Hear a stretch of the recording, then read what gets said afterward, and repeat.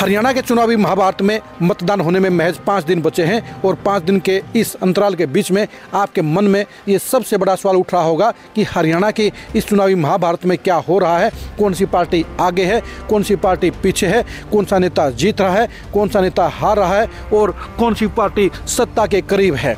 इन सवालों का जवाब देने के लिए हम आपके सामने हर जिले के हिसाब से समीकरण लेकर आ रहे हैं और सबसे पहले समीकरण हम आपको बताएंगे सिरसा जिले के समीकरणों को जानने के लिए आज की इस खरी खरी खबर को आप जरूर देखिए।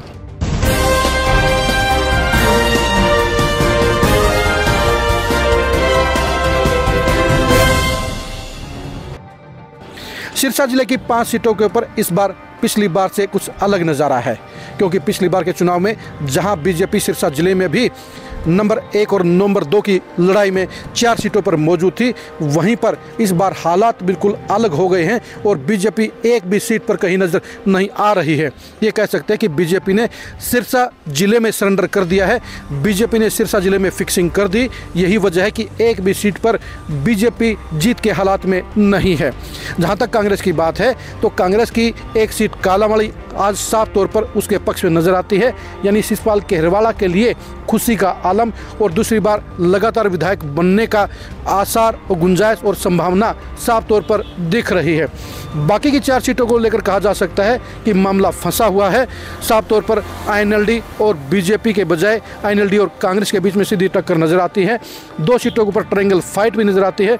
सबसे पहले बात करते हैं सबसे इंपॉर्टेंट सीट एलनाबाद की।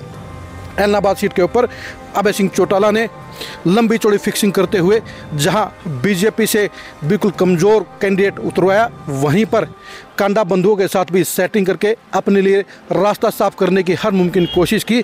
लेकिन तमाम प्रयासों, तमाम प्रबंधों और तमाम सेटिंगों के बावजूद उनके लिए कांग्रेस के प्रत्याशी भरत सिंह बेनीवाल खतरा बन गए हैं और इस सीट के ऊपर बड़ा उलटफेर हो सकता है, क्योंकि जो रुझान आ रहे हैं वो बता रहे हैं कि अभय सिंह चौटाला एलनाबाद सीट पर फंसे हुए हैं और वो हार का ही शिकार हो सकते हैं।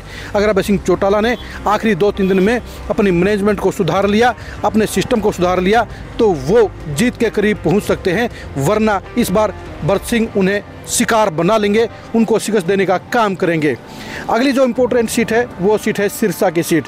सिरसा सीट के ऊपर एक बार फिर से बिल्कुल अलग हालात हैं। पिछली बार वाले ही दोनों ही प्रत्याशियों में कांटे की टक्कर है, लेकिन इस बार गोकुल सेतिया इनेलो के सहारे के बजाय वो कांग्रेस के प्रत्याशी बन गए हैं और गोपाल कांडा भी इस बार इनेलो और बीजेपी के गुप्त समझौते के साथ में मैदान में उतरे हुए हैं। दोनों ही खेमों के बीच में एक एक वोट के लिए टक्कर है, लेकिन करंट की बात कही जाए तो गोकुल सेतिया के साथ में ज़्यादा है, लेकिन मैनेजमेंट के मामले में और प्रभाव के मामले में गोपाल कांडा काफ़ी मजबूत नज़र आते हैं। यानी सिस्टम वही है, हालात वही हैं, चेहरे वही हैं, पार्टियाँ अलग अलग हैं, लेकिन समीकरण वही एक एक वोट की लड़ाई के हैं। इसलिए इस सीट के बारे में नहीं कहा जा सकता कि कौन जीतेगा। अगर मैनेजमेंट की बात आई, अगर मामला नज़दीकी रहा तो फिर गोपाल कांडा जीतेंगे, और अगर इनेलो के वोट गोपाल कांडा को नहीं मिले तो उन हालात में गोकुल सेतिया का बेड़ा पार होगा। लेकिन गोकुल सेतिया भी जिस आसान जीत की उम्मीद कर रहे थे वो नज़र नहीं आ रही है, यानी उनका मामला एक बार फिर से फंस गया है और वो पिछली बार की तरह ही कुछ वोटों से भी हार के दोबारा शिकार हो सकते हैं। अगली इम्पोर्टेंट सीट है रानिया की। रानिया सीट के ऊपर अभय सिंह चौटाला के बेटे अर्जुन चौटाला चुनाव लड़ रहे हैं। उनके सामने उनके दादा रणजीत सिंह चुनाव लड़ रहे हैं इंडिपेंडेंट प्रत्याशी के तौर पर, और ट्रायंगल फाइट बनाने का काम कर गए हैं पत्रकार सर्वमित्र कंबोज। सर्वमित्र कंबोज आज से 5-6 दिन पहले मुकाबले में नज़र नहीं आ रहे थे, लेकिन अचानक ही उन्होंने गेयर बदला है और उन्होंने रानिया का मसला टाइट कर दिया है, यानी वो मुकाबले में आ गए हैं और उनके मुकाबले में आने का सीधा नुकसान हो रहा है अर्जुन चौटाला को। अर्जुन चौटाला के लिए अब ट्रायंगल फाइट में जीत पाना आसान नहीं होगा, उनको अब ज़्यादा पसीना बहाना होगा। उनके लिए चुनावी हालात और समीकरण बदल गए हैं और रानिया की सीट भी फंसती हुई नज़र आ रही है, और सर्वमित्र कंबोज के उठते हुए चुनाव ने सीधे तौर पर अर्जुन चौटाला की संभावनाओं को खराब करने का काम किया है। आखिरी जो सीट बचती है वो सीट है डबवाली की। डबवाली सीट के ऊपर भी ज़बरदस्त घमासान मच रहा है। यहाँ देवीलाल परिवार के 3 सदस्य आपस में उलझे हुए हैं, कांटे की टक्कर है। नंबर 1 पर चल रहे हैं अमित सिहाग। वो नंबर 1 पर इसलिए कहेंगे क्योंकि वो मौजूदा विधायक हैं, नंबर 1 की पोजीशन पर वो खड़े हुए हैं, उन्हें अपनी पोजीशन बचानी है। उनके सामने ताल ठोक रहे हैं आदित्य चौटाला। आदित्य चौटाला इस बार बीजेपी की बजाय आईएनएलडी के प्रत्याशी हैं। उन्हें इस बात की उम्मीद थी कि बीजेपी के कमज़ोर प्रत्याशी और आईएनएलडी के वोट बैंक के सहारे वो चुनाव जीत सकते हैं, लेकिन तमाम प्रयासों के बावजूद उनका चुनाव अटक गया है, भटक गया है और वो फंस गए हैं। तीसरे जो दावेदार हैं वो हैं दिग्विजय चौटाला। दिग्विजय चौटाला जेजेपी के प्रत्याशी हैं और पिछले 3 महीने में उन्होंने ज़बरदस्त परफॉर्मेंस देते हुए अपने आप को मुकाबले में ला खड़ा किया है।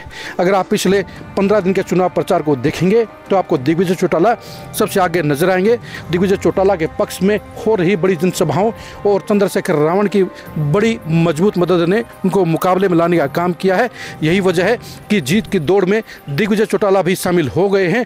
उनका सिस्टम, उनका मैनेजमेंट आदित्य चौटाला को जहां पछाड़ने के करीब पहुंच गया है, वहीं पर वो अमित सिहाग के करीब भी पहुंच गए हैं। यानी डबवाली के अंदर मामला साफ तौर पर फंस गया है और वहां पर दिग्विजय चौटाला सरप्राइजिंग फैक्टर के तौर पर सबको चौंकाने का काम कर रहे हैं।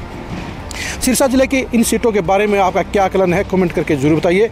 सिरसा की इन अलग अलग 5 सीटों पर कौन सा प्रत्याशी जीतेगा, ये भी कमेंट करके जरूर बताइए। आप हमारे फेसबुक पेज को फॉलो कीजिए, आप हमारे यूट्यूब चैनल को सब्सक्राइब कीजिए। नमस्कार।